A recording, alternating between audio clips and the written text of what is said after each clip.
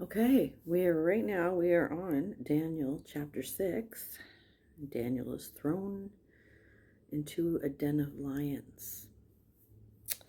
It pleased Darius to appoint 120 royal rulers over his entire kingdom. He placed 3 leaders over them. One of the leaders was Daniel. The royal rulers were made accountable to 3 leaders. Then the king wouldn't lose any of his wealth. Daniel did a better job than the other 2 leaders or any of the other royal rulers. He was an unusually good and able man, so the king planned to put him in charge of the whole kingdom. But the other 2 leaders and the royal rulers heard about it, so they looked for a reason to bring charges against Daniel. They tried to find something wrong with the way he ran the government, but they weren't able to. They couldn't find any fault with his work. He could always be trusted. He never did anything wrong. And he always did what he was supposed to do.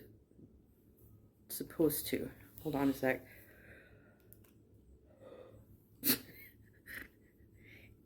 Dirty glasses. I got some dirty glasses.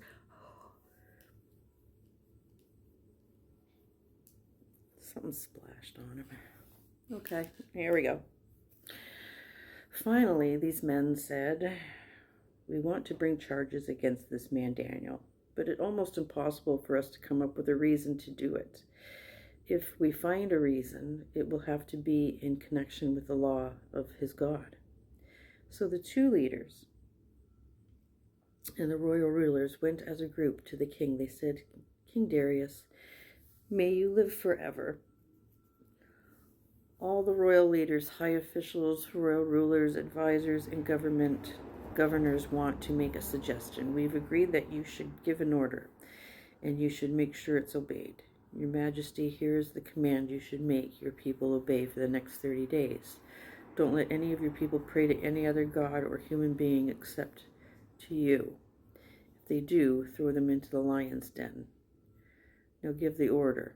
Write it down in the law of the Medes and Persians, then it can't be changed." So King Darius put the order in writing. Daniel found out that the king had signed the order. In spite of that, he did just as he had always done before.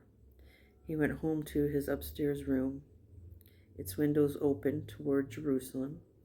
He went to his room 3 times a day to pray. He got down on his knees and gave thanks to his God. Some of the other royal officials went to where Daniel was staying. They saw him praying and asking God for help. So they went to the king. They spoke to him about his royal order. They said, "Your Majesty, didn't you sign an official order? It said that for the next 30 days your people could pray only to you. They could not pray to anyone else, whether God or human beings. If they did, they would be thrown in the lion's den." The king answered, "The order must still be obeyed. It's what the law of the Medes and the Persians requires, so it can't be changed." Then they spoke to the king again, and they said, "Daniel is one of the prisoners from Judah. He doesn't pay any attention to you, your Majesty.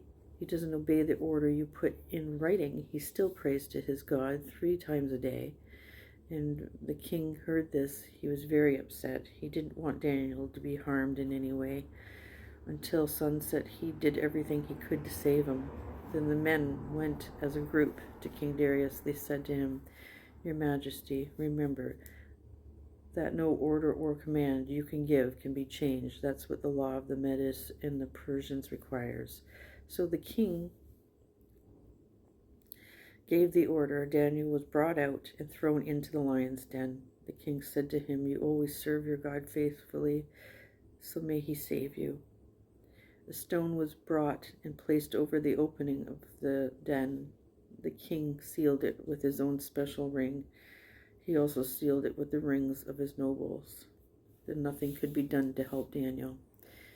The king returned to his palace, where he didn't eat anything that night. He didn't ask for anything to be brought to him for his enjoyment, and he couldn't sleep.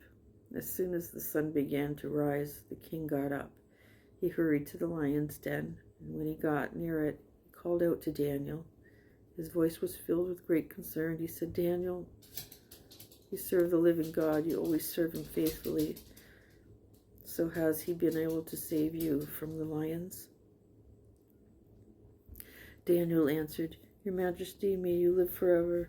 My God sent his angel